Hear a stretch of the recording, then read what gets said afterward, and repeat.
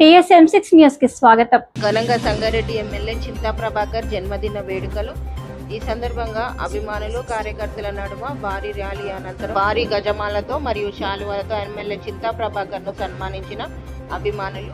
సంగారెడ్డి అభివృద్ధి ధ్యేయంగా ముందుకు వెళుతూ అన్నా అంటే నేనున్నానంటూ ప్రజాసేవే మార్గంగా ముందుకు వెళ్తున్న ఎమ్మెల్యే చింతా ప్రభాకర్ నిండు నూరేళ్లు ఆయుర ఆరోగ్యాలతో ఉండాలని సందర్భంగా వారు కోరారు. ఈ కార్యక్రమంలో బీఆర్ఎస్ నాయకులు, కౌన్సిలర్లు, కార్యకర్తలు, ప్రజలు, అభిమానులు తదితరులు పాల్గొన్నారు.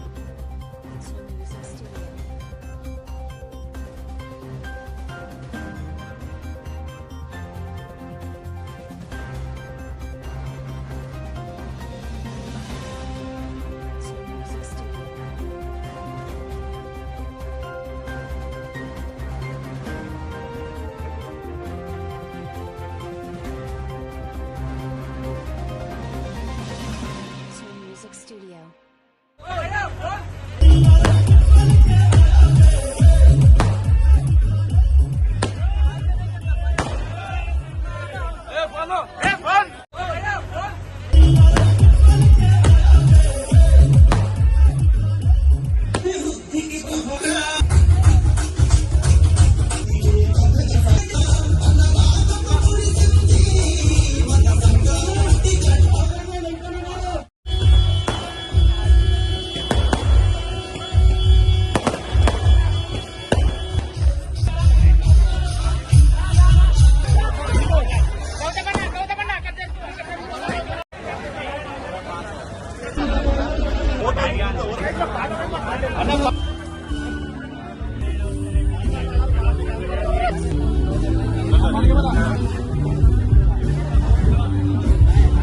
దయచేసి దొంగకుండే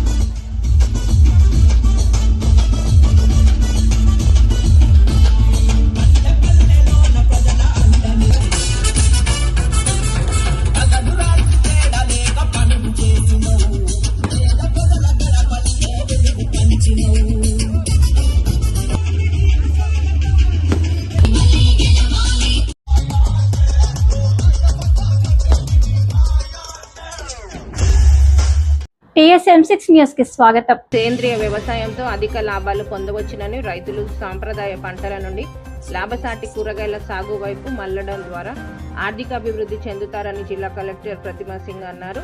సాంప్రదాయ పంటలు తగ్గించి కూరగాయల వైపు దృష్టి సారించాలని కోరారు. కూరగాయల పంటలకు రాష్ట్ర ప్రభుత్వం సబ్సిడీలు అందిస్తున్నారని టేక్మల్ మండలం చంద్రుతాండాలో ఈ సందర్భంగా కలెక్టర్ పర్యటించారు.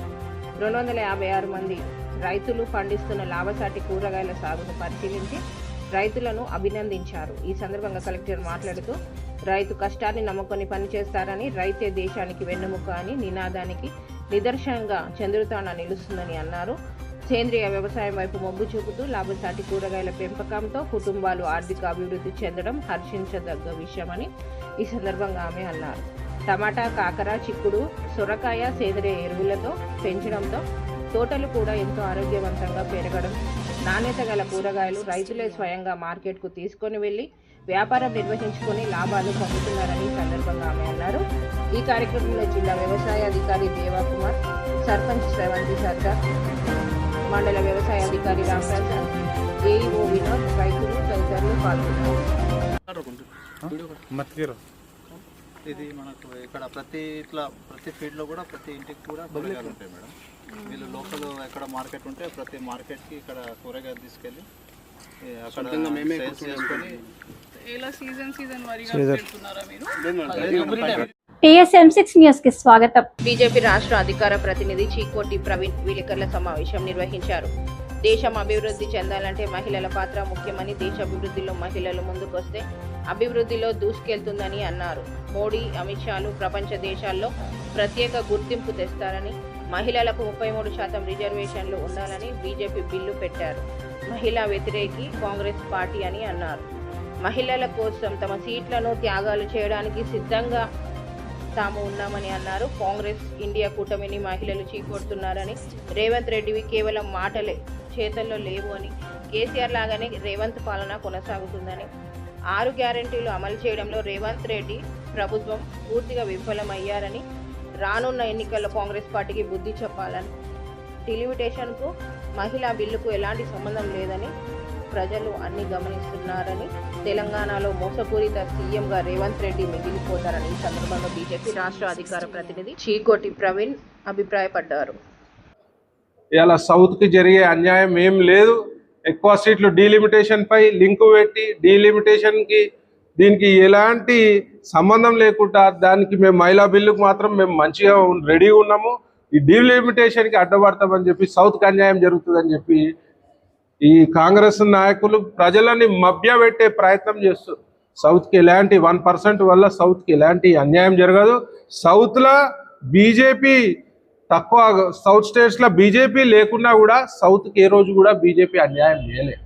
నార్త్కి ఎంత ప్రిఫరెన్స్ ఇస్తుందో ఫండ్స్ రూపేనా, డెవలప్మెంట్ రూపేనా, సౌత్కి కూడా అంతే ప్రిఫరెన్స్ ఉందని చెప్పి ఈ సందర్భంగా తెలియజేస్తూ, మరి ఆల్రెడీ ప్రజలందరూ చూస్తున్నారు ఎట్లాంటి గవర్నమెంట్, కమిషన్ గవర్నమెంట్. ఇది మొత్తం కూడా కంప్లీట్గా కమిషన్ రాజకీయం జరుగుతుంది. ఇవాళ ఏ పనైనా కమిషన్ ఇస్తే కానీ, ఇలా ఫండ్ రిలీజ్ కానీ, డెవలప్మెంట్ కానీ, ఎమ్మెల్యేలు ఏదైనా రోడ్డు పని కానీ, వాళ్ళ నియోజకవర్గ అభివృద్ధికి కానీ ఏ పనైనా చేయాలంటే 10 నుంచి 15% కమిషన్ ఇస్తేనే పని జరుగుతున్నది. ఇవాళ పోలీసు వాళ్ళు, గవర్నమెంట్ ఆఫీసర్లు వాళ్ళ పిఎఫ్ డబ్బులు తీసుకోవాలంటే కూడా, ఇవాళ వాళ్ళ డబ్బు వీళ్ళ దగ్గర ఉన్నది ఖజానాల, వాళ్ళ డబ్బు తీసుకోవాలంటే కూడా ఇవాళ వాళ్ళ ప్రజాప్రతినిధులకి కమిషన్ 10 నుంచి 15% కమిషన్ ఇస్తే కానీ వాళ్ళ డబ్బులు వాళ్ళకి ఇవ్వలేని పరిస్థితి. ఇంత ఘోరమైన స్థితిలో ఈ యొక్క రేవంత్ రెడ్డి ప్రభుత్వం ఉంది. మరి ముఖ్యంగా హైడ్రా అని చెప్పి పేదలని భయభ్రాంతులకు గురి చేసే ప్రయత్నం ఈ రేవంత్ రెడ్డి సర్కార్ చేస్తున్నారు. మరి హైడ్రా పేరుతోటి పెద్దోళ్ళు ఇల్లు ఎవ్వరు గులుస్తలేరు. ముఖ్యంగా హైడ్రా రంగనాథ్ గారు చెప్తారు, మేము పక్షపాత ధోరణితో లేము, మేము కరెక్ట్గా పనిచేస్తున్నాం ట్రాన్స్పరెన్సీ తోటి అని. మరి ఇదే ట్రాన్స్పరెన్సీ తోటి పనిచేస్తే ఓఐసీకి చెందిన ఫాతిమా కాలేజ్ మరి చెరువుల కబ్జా చేసి ఆల్మోస్ట్ 50% కబ్జా చేసిన ఆ కాలేజ్ మరి ఎందుకు కూలుస్తలేరని చెప్పి నేను ఈ సందర్భంగా అడుగుతున్నా. మరి ఇక్కడ వన్ సైడ్ రాజకీయం జరుగుతుంది.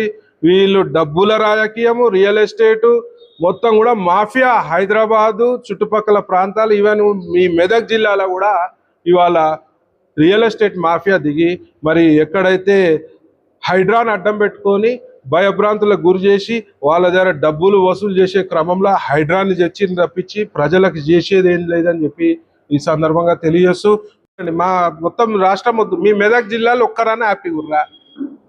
రైతులు హ్యాపీ లేరు, యువకులు హ్యాపీ లేరు, మహిళలు హ్యాపీ లేరు, రియల్టర్లు హ్యాపీ లేరు. భూమి కొనాలంటే భయపడుతున్నారు, ఏడు హైడ్రా అవుతారా నాయన అని చెప్పి. మొన్న అపార్ట్మెంట్ చూసిరా, 5 floors అపార్ట్మెంట్, పెద్ద పెద్ద క్రేన్లు తెచ్చు డైరెక్ట్ 5 floors పోయి కొడుతున్నారు. వాళ్ళు ముందు కింద కొట్టేసిర్రు, మెట్లు కొట్టేసిర్రు, మీదికి పోయే పరిస్థితి లేదు. మీదికి ఎట్లా పోవాలంటే జనాలు ఉన్నారు మీద, అక్కడ క్రేన్ తెచ్చిండు అటు పెద్దది. గంత పకడ్బందీ ఏమవసరం అబ్బా? అవతలోనికి నోటీస్ ఇవ్వాలి. అసలు నేను ఒకటి అడుగుతా, ఆ బిల్డింగ్ ఇంత పెద్ద బిల్డింగ్ ముంగట 5 floor బిల్డింగ్ ఉంది, దాని పర్మిషన్ ఎవరు ఇచ్చారు? పర్మిషన్ ఎట్లు ఇచ్చారు? మరి పర్మిషన్ వచ్చిన తప్ప కాదా? ఆ అధికారిని సస్పెండ్ చేయాలి. ఇప్పుడు నువ్వు ఆడ ఫ్లాట్ కొంటావు కదా, ఫ్లాట్ నువ్వు ఆ పర్మిషన్ ఏదో నార్మల్గా చూస్తావు, పర్మిషన్ ఉందా లేదా చూస్తావు. పర్మిషన్ ఉందాగానే కొంటావు. ఆ పర్మిషన్ దొంగ పర్మిషనా? లంచం దీన్ని తీసుకుండా, ఎంత లంచం తిన్నాడు, వాడెంత తిన్నాడు, పయ్యోనికి ఎంత ఇచ్చిండు, ఆ పయ్యోనికి ఎంత ఇచ్చిండు అంటే ప్రజలు ఒక్కరే బలి కావాలనా? పైసలు తిన్న అధికారి ఏం కావద్దా? వాడికి శిక్ష పడవద్దా? మీ వ్యవస్థ కరెక్ట్ లేక ఇవాళ బఫర్ జోన్లలో ఇల్లు అయినది. మీ వ్యవస్థ కరెక్ట్ ఉంటే బఫర్ జోన్లో ఇల్లు కాదు కదా. మీరు డబ్బులు తిని ఏ గవర్నమెంట్ అని ఉండని, గతంలో ఉన్న గవర్నమెంట్ పర్మిషన్ ఇచ్చిన అధికారి అయితే ఉంటాడు కదా, అది రిటైర్ అయితే తీసుకొని జైలు ఏమంటా నేను. వాని వల్ల కుటుంబం మొత్తం నాశనమైంది. ఇవాళ ఒక ఇల్లు కొనాలంటే అప్పు చేసి వాడు ఎన్నో కళలు కానీ ఏ షాకిరి చేసి వాడు కష్టపడి ఇల్లు కొంటాడు. నిమిషంలో వచ్చి కూలగొడితివే. లోపల టీవీలు ఉండే, ఫ్రిడ్జ్లు ఉండే, తీసే టైం అవి కూడా ధ్వంసం చేసినవే. అంటే మానవత్వమే లేదా ఈ గవర్నమెంట్కి? మేము మహిళలకు అది చేసినాము, ఇది చేసినామని చెప్తారు, కానీ అవన్నీ చేతల రూపంలో ఉండవు. ఏవి కూడా మాటల రూపాన ఉంటాయి. సేమ్ గతంలో కేసీఆర్ ఎట్లయితే మాటలతోటి మభ్యపట్టి 10 ఏళ్ళు ఈ రాష్ట్రాన్ని దోసుకున్నారో, ఈ 5 ఏళ్ళు కూడా వీళ్ళు అదే మాటలతోటి మాట్లాడి మరి దోసుకునే ప్రయత్నం తప్పించి మహిళలకు కానీ ఎవరికి కూడా అన్ని వర్గాలని, ఇప్పుడు మహిళలని కాంగ్రెస్ విపరీతంగా మోసం చేసింది. పుట్టి మహిళలు అనుకుంటే కాదు, 6 గ్యారంటీల అమలు విషయంలో మోసం చేసింది, వృద్ధులను మోసం చేసింది, వికలాంగులను మోసం చేసింది, మహిళలను మోసం చేసింది. మరి కాంగ్రెస్ ప్రభుత్వం ముఖ్యంగా యువతను కూడా మోసం చేసిన చరిత్ర, ఈ నీచమైన చరిత్ర ఈ కాంగ్రెస్ ప్రభుత్వాన్ని అని చెప్పి ఈ సందర్భంగా తెలియజేస్తూ, మరి ముఖ్యంగా మహిళలు ఇవన్నీ కూడా మీరు సోషల్ మీడియా వేదిక కానీ వీళ్ళు చేసే దురాలోచన మహిళల పట్ల ఎంత చిన్న చూపు చూస్తున్నారు అనేది ప్రతి ఒక్క మహిళ గమనించాలి. వీళ్ళకి రానున్న ఎలక్షన్లో గట్టిగా బుద్ధి చెప్పాల్సిన అవసరం ఉందని చెప్పి ఈ యొక్క సందర్భంగా నేను తెలియజేస్తున్నా. ఇవాళ దునియా మంత్రిత్వ శాఖలలో దునియా స్కాములు జరిగినాయి, అన్ని తీస్తానేనని చెప్పింది. ఇవాళ బీఆర్ఎస్ వాళ్ళ దగ్గర ఉన్న డబ్బు బలంతో ఇవాళ రేవంత్ రెడ్డిని కొనుక్కున్నారు. ఇవాళ ఒక్క స్కామ్ అనేది కూడా బయటికి రాలేదు. ఇవాళ ప్రజలు గమనిస్తున్నారు, ప్రజలు అమాయకులు కాదు. ఇవాళ వచ్చే ఎలక్షన్లలో నీకు ప్రజలు గట్టిగా గుణపాఠం చెప్తావు. తెలంగాణ చరిత్రలో ఒక హీనమైన ముఖ్యమంత్రిగా, ఒక మోసగాని కింద ఇవాళ తెలంగాణ ప్రజలు నిన్ను అభివర్ణించే పరిస్థితి రేవంత్ రెడ్డిది వస్తుందని చెప్పి సందర్భంగా తెలియజేస్తున్నాను. అందరికి కూడా ధన్యవాదాలు.